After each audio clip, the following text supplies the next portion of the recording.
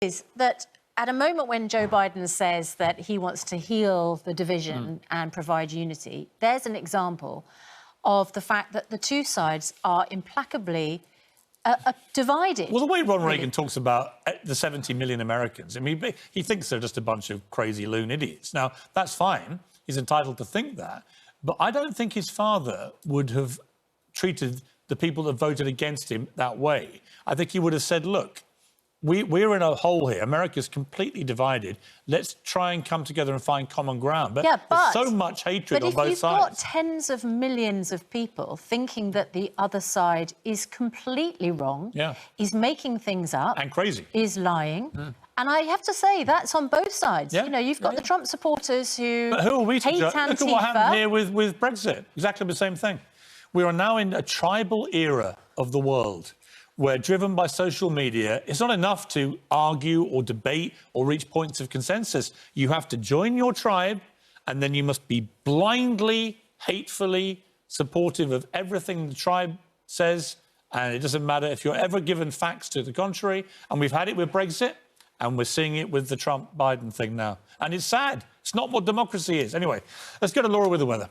The Chancellor has not included them. I mean, the Chancellor will argue there are other measures that but there aren't. This group. There aren't. These people are falling through the net. Yeah. If, for instance, newly self-employed, those who took the plunge to start something new, this is from their website, or build something out of passion, the individuals who set up business after the 6th of April 2019, and therefore they don't have a tax return from the required 3-year period that qualified them for support. You can't have a them and us with this. You can't have, you know, a large swathe of the population being on furlough for a year and not having to worry about financial issues, and then 2 to 3 million people, not sure of the exact number, but it's nearly 3 million, I think, who fell through the cracks, who don't get any help and have no way of earning money.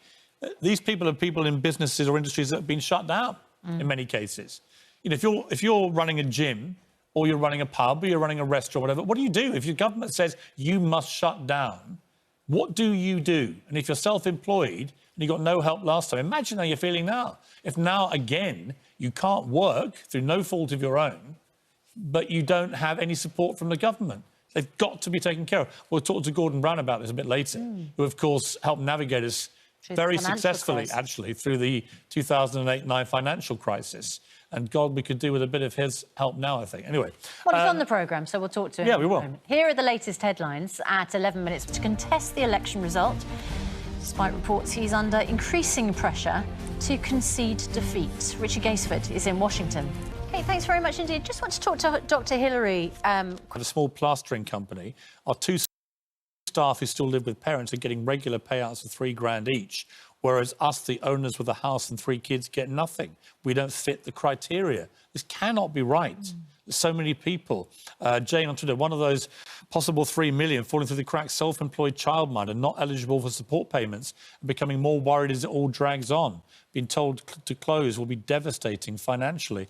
And then the sad human side of all this, Hillary. 7 minutes past 7, it's competition time. Your chance to win £60,000 and a mini clubman. Here's Andy. Good. Who was so obnoxious when he was a rugby player. He got the nickname the Leicestershire Lip because he was always gobbing off.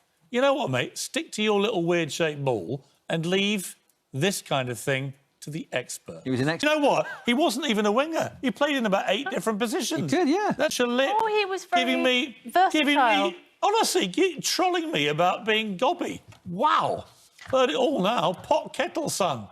Let's take a look at the front pages. Yes, let's. The Daily Telegraph reports